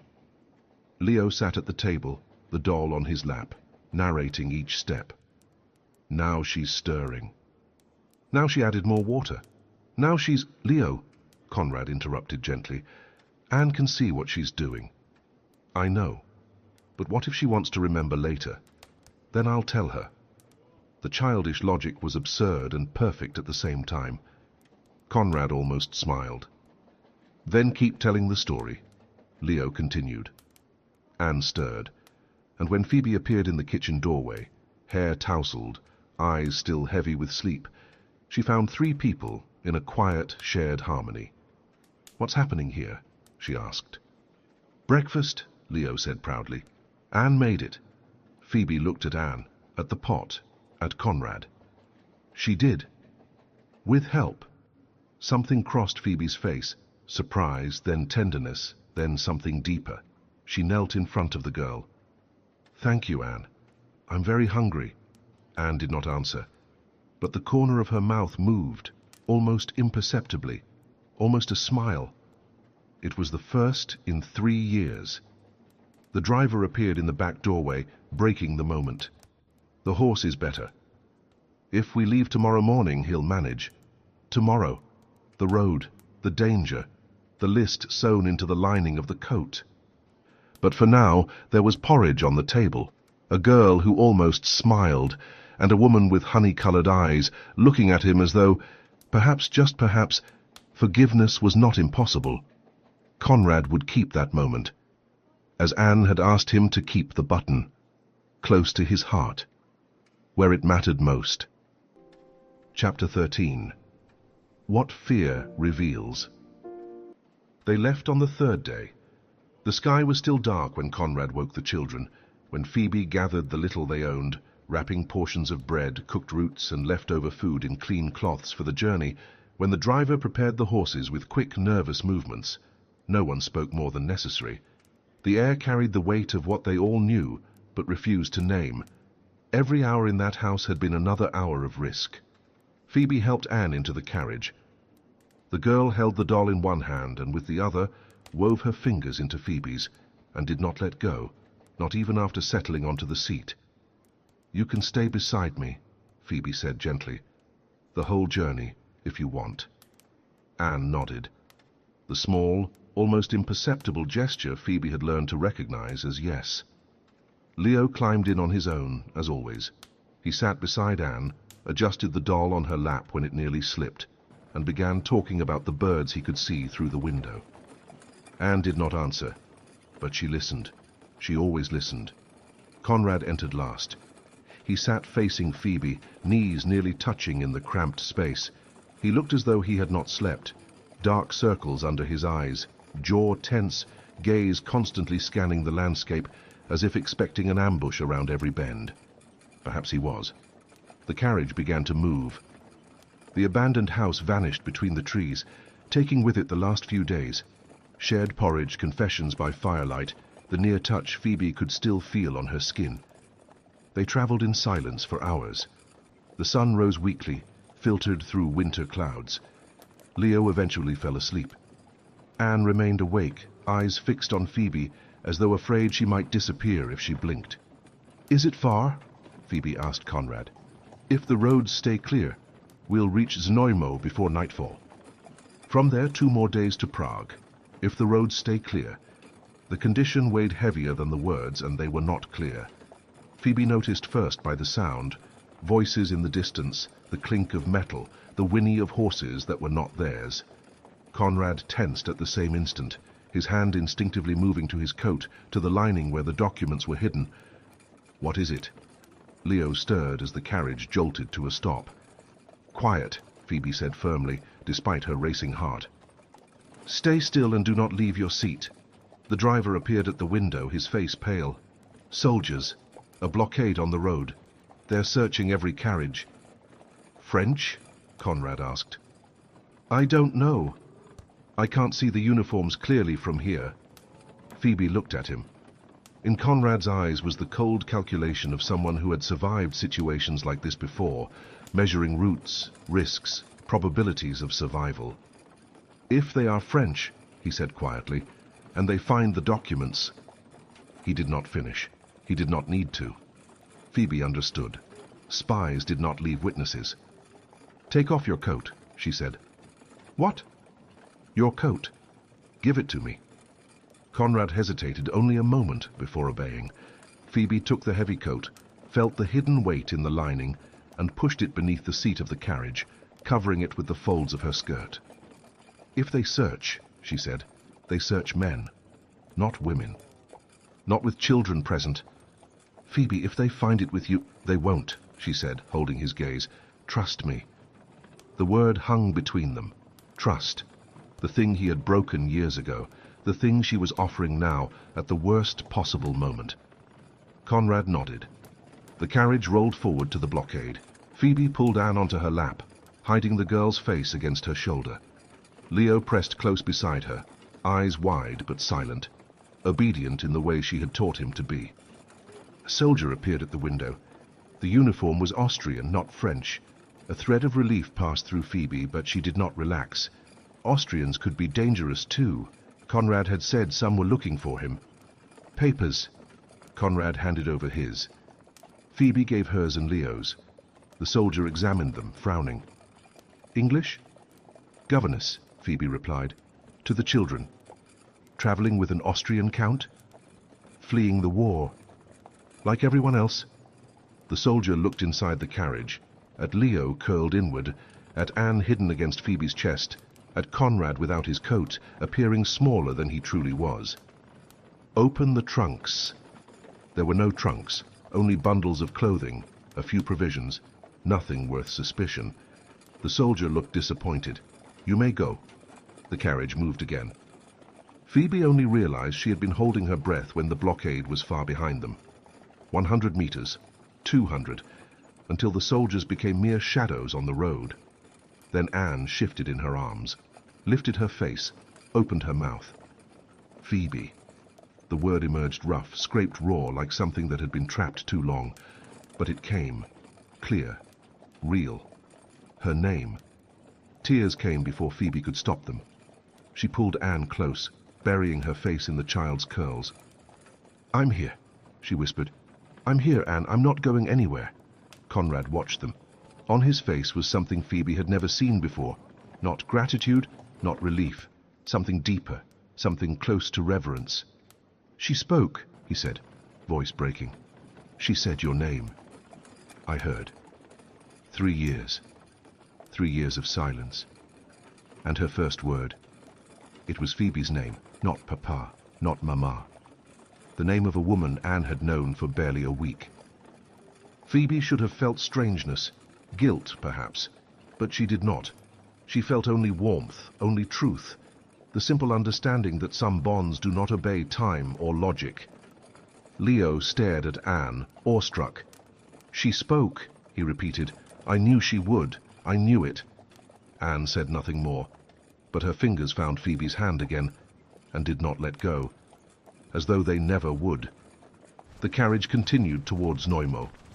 The danger had passed, for now. The road remained.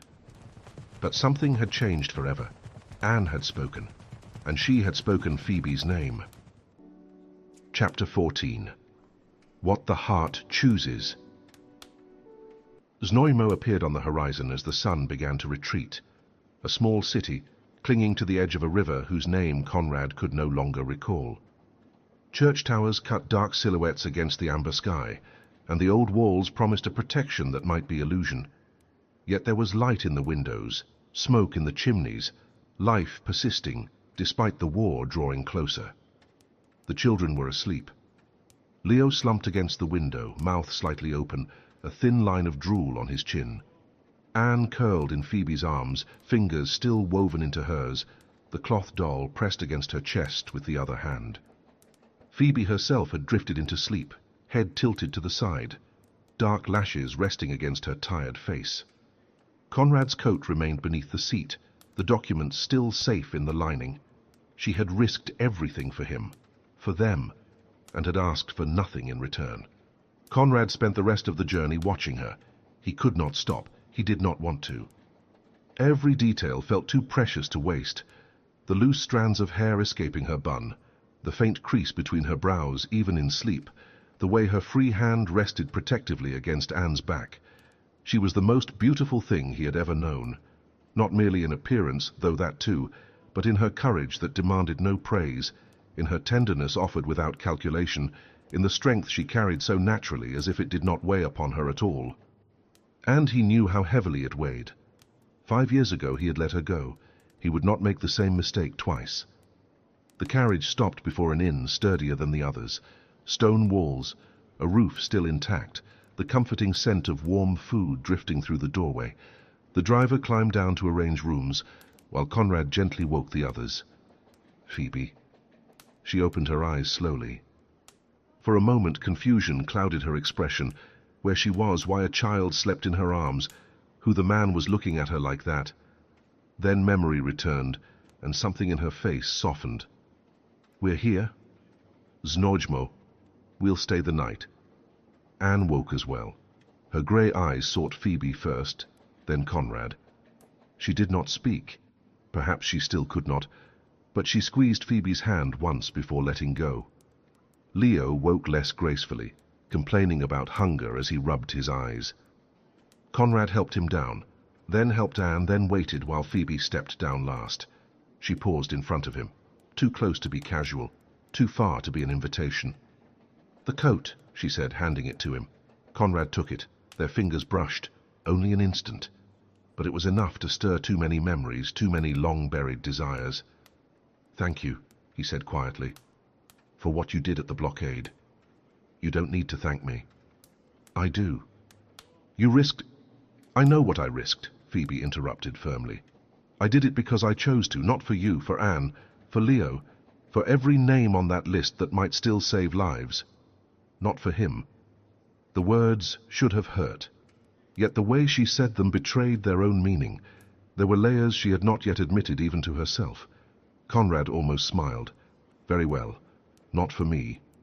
Phoebe looked away. A faint flush touched her cheeks, and it was not the cold. The driver returned to say there were 2 rooms, one for the children, one for the adults.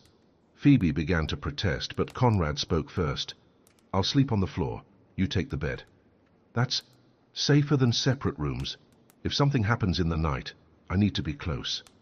It was true, it was also not the whole truth, but the argument was solid, and on such hostile roads, the children's safety came before every convention. Dinner was simple: thin soup, hard bread, tired cheese. The children ate with the enthusiasm of those who had spent the whole day traveling. Anne did not speak, but she ate everything Phoebe placed before her, her eyes always returning to the woman who had restored some measure of peace to her world. Later, Conrad took the children to their room, helped Leo change, settled Anne beside him, remained seated at the edge of the bed until sleep came. Leo drifted off first. Anne lingered longer, eyes open, searching for something he still did not know how to give. "Phoebe will be here in the morning," he said at last, understanding. "I promise." Anne closed her eyes, clutching the doll with one hand and Leo's coat with the other. When Conrad returned to the adults' room, he found Phoebe sitting on the bed, her hair loose for the first time since Vienna. Brown waves fell over her shoulders, framing her face in a way that made him forget how to breathe. He remained near the door, as though distance itself were still a form of respect. "They're asleep?" she asked. "They are." "Did Anne ask for me?" "Not with words, but yes." Phoebe nodded. There was weariness in her face, and something deeper, something they both recognized and avoided naming. Conrad closed the door softly. The room was small, a bed, a chair, a basin of water. There was nowhere to flee from what they felt, only space enough to restrain it. "Phoebe, no. You don't even know what I'm going to say." "I do." She stood. "I know exactly. And you can't. Not now." "Why?" "Because we're still running. Because there's a list of spies hidden in your coat. Because your daughter said my name today, and I don't yet know what that means." She folded her arms as if bracing herself. "Because if you say what I think you're about to say, I won't be able to think clearly. And I need to think clearly. At least until we reach England." Conrad took 2 steps toward her, stopping at arm's length. "And if I tell you I can't wait until England, then you'll have to learn. And if I tell you I spent 5 years trying to forget you and failed, that I married another woman while thinking of you, that I held my newborn daughter wishing she were yours, that every time Helena said my name, I heard the echo of yours instead." Phoebe closed her eyes. A tear escaped. "Conrad." She opened them again. Now the tears fell freely. "I should hate you." "You should. I tried. For 5 years. I know. It didn't work." The space between them vanished before either realized who moved. Conrad's hand found her face, the touch gentle, reverent. This time he did not stop. "If you tell me to stop, I will," he said softly. "If you tell me to wait, I will. But if you tell me you feel the same, I do." The confession was almost a breath. Conrad kissed her. Not with reckless urgency, but with the gravity of someone who knows the value of what he nearly lost. Phoebe answered, her hands finding his shoulders, as though needing to be certain he was truly there. When they pulled apart, they rested their foreheads together, breathless. "I'm not going anywhere," he said, "not this time. Promise, with everything I have."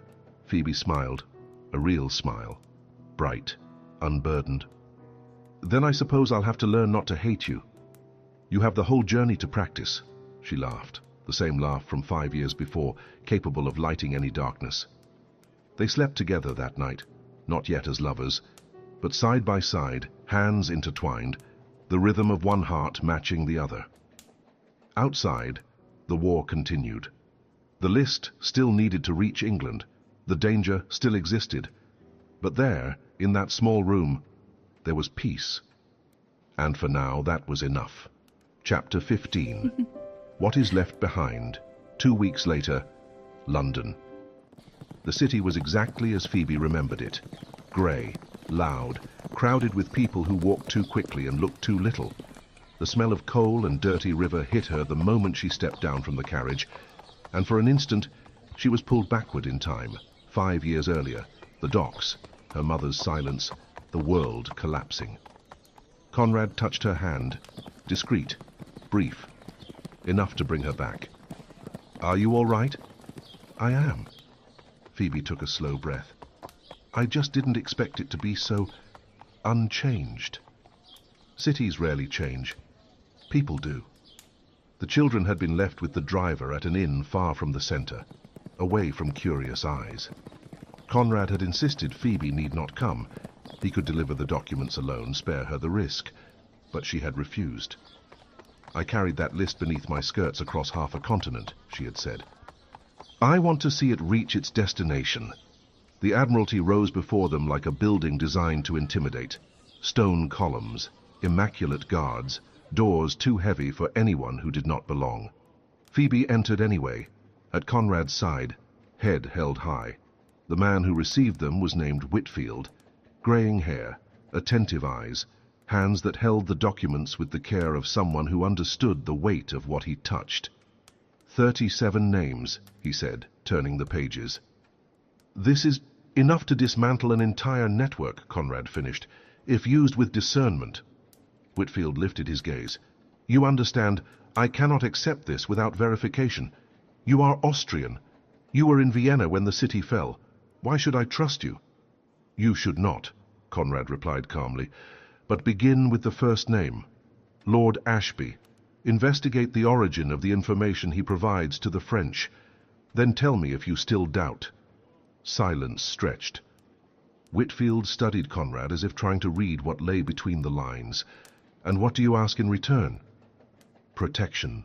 For myself, for my daughter, for the woman who will be my wife, and for the boy I will adopt as my son. Protection from whom? From anyone who might wish to silence us, and discretion. Miss Blythe was the victim of a scandal some years ago, unjust but real. We do not wish to live in London. We want a place removed, where we can exist without scrutiny. Whitfield turned to Phoebe for the first time, not with judgment but with attention. You carried these documents across the continent? I did. Why? Phoebe considered for a moment. Because it was the right thing to do. Whitfield nodded slowly. There is a house in Dover. It belonged to a deceased officer with no heirs. It has stood empty for 2 years. It is not grand, but it is sound, facing the sea. Far enough from London that no one will ask questions. And in exchange, Conrad asked. In exchange you were never here. These documents arrived through channels that do not involve an Austrian count nor an Englishwoman of compromised reputation. Do we understand one another? Conrad looked to Phoebe. She nodded. We do. They left the Admiralty with the weight of the world finally lifted from their shoulders, but there were still farewells to be made. That evening at the inn, while the children slept in the adjoining room, Phoebe and Conrad sat at the table with paper and ink. Conrad wrote first, to Katerina. The words were difficult. How does one say that Victor is dead? How does one explain that the sacrifice was not in vain? He did not sign. He could not risk it. But he wrote what mattered, that Victor had been brave, that his choice had made a difference, that the love she gave had not been forgotten. He spoke of you when everything else had already fallen apart. Spoke as one clings to light. Live, not for him, but for yourself. That is what he would have wanted. He folded the letter, sealed it. Whitfield would know how to ensure it reached to Salzburg without raising suspicion. The second letter was for Friedrich. His brother owed him nothing beyond blood, and perhaps not even that.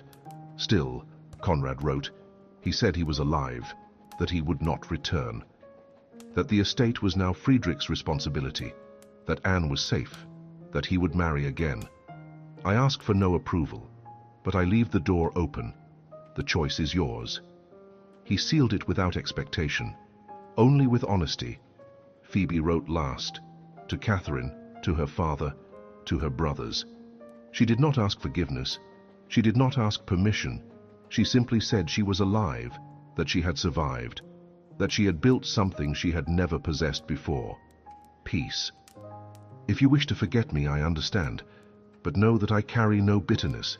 What comes next for me is finally good. For her mother there was no letter, only silence. And that night, before sleep, Phoebe whispered into the darkness, I forgive you. The following morning, a messenger arrived with news. Leo's aunt and uncle had been located. They had fled south, but were intercepted by French troops. The man had been arrested under suspicion of espionage. The woman had disappeared. They would not return. Phoebe received the news in silence. There was no satisfaction, only relief. Leo was theirs now, without threat, without dispute. She went to the room where the children were playing. Leo was stacking wooden blocks. Anne watched, occasionally pointing to where the next piece should go. Leo. Phoebe. I need to tell you something. She explained gently, simply, that his aunt and uncle would not return, that he would stay with her and Conrad, that he would have a family. Leo listened, thought, then asked, Are you going to be my mother? If you want me to be. And is Conrad going to be my father? If you allow him. He considered this with solemn seriousness. And Anne will be my sister. Phoebe looked at the girl. She will. Leo turned to Anne. Do you want to be my sister? Anne did not answer with words, but she placed the doll, her most precious possession, into his lap. It was yes. Leo smiled, that enormous smile only truly safe children can wear. All right then. He returned to his blocks. When do we go home? Home. The word formed easily, naturally. Tomorrow, Phoebe said softly. Tomorrow we go home. Epilogue. 7 months later, Dover, England. Summer arrived in Dover the way it always should, gently, as if asking permission before stepping inside. The flowers Phoebe had planted in spring were finally in bloom. White roses along the fence, lavender near the front door, and wild daisies that Anne had insisted on keeping because, as she had explained seriously, they are brave. The garden was still modest, far from the perfection of the English gardens Phoebe remembered from childhood, but it was theirs. Every petal, every root, every stubborn leaf that survived the salty wind from the channel. From the porch, Phoebe watched the scene that had slowly, quietly become her definition of happiness. Conrad sat beneath the apple tree, Anne on his lap, an open book resting between them. He was reading aloud, fairy tales bought from a small bookshop in Canterbury, and Anne followed every word with absolute focus. Sometimes her lips moved silently, rehearsing the sounds before daring to whisper them out loud. She spoke now, not often, not much, but enough. Papa had come first, 3 weeks after arriving in Dover. Then Leo, then home. Hungry, garden, and Phoebe. Always Phoebe. Repeated many times each day, as if her name were the invisible thread keeping her anchored to the world.